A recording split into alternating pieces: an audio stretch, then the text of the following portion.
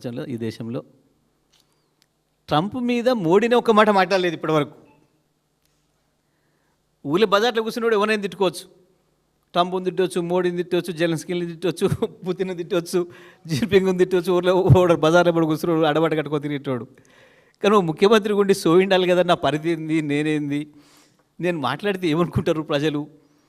నీ నాయకుడు రాహుల్ గాంధీ ఏం మాట్లాడతలేడు, ఇప్పటికి 10 సార్లు అమెరికాకు పోయి వచ్చిండు, మళ్ళీ ఇవాళ రేపు కూడా పోతున్నట్టున్నాడు. ఒక మాట ఇంతవరకు ఎక్కడ మాట్లాడలేదు. ఇంకా పిచ్చి మాటలను పట్టుకొని నేను ఏం చెప్పాలి? ఇక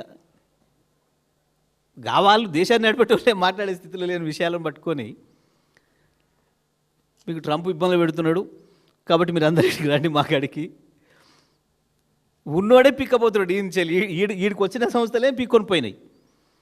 ఒక్క రియల్ ఎస్టేట్ కంపెనీ కొత్తగా వచ్చాడు కాదు, పాతదే ఒక్క పని మొదలు పెడతలే. ఈడ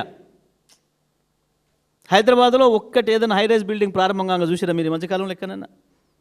అది అయితే తప్పకుండా ఈయన పోయి శంకుస్థాపన చేస్తుండే. దాన్ని కూడా కట్టుకుంటే కూడా, ప్రైవేట్ వాడు కట్టుకుంటే కూడా పోయి ఈయన పోయి శంకుస్థాపన చేస్తుండే పాపం. ఈయన చక్కదనానికి ఈయన ముఖానికి నమ్మి వీడొచ్చి వాడొచ్చి కడతాడు.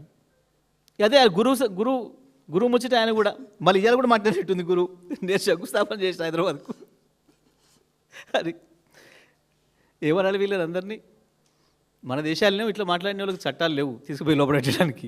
వేరే వేరే దేశాలను అయితే వీళ్ళని తీసుకుపోయి ఆడ పెడుతురు. మన కాడ మహా అయితే పెడితే ఎర్రగడ్డలు పెట్టాలి. తప్పకుండా మన ప్రభుత్వం రాగానే ఆ పని చేద్దాం. తెలుగులో ఫాస్టెస్ట్ న్యూస్ ఇప్పుడు కొత్త అవతారంలో 5 సెకండ్లోనే పూర్తి వార్తా సమాచారం మీ చేతిలో. సోషల్ మీడియా ట్రెండ్స్ మీ కళ్ళ ముందుకే live TV and voice search ఆప్షన్స్తో ఇప్పుడే డౌన్లోడ్ చేయండి. యాప్ లింక్ డిస్క్రిప్షన్లో ఉంది.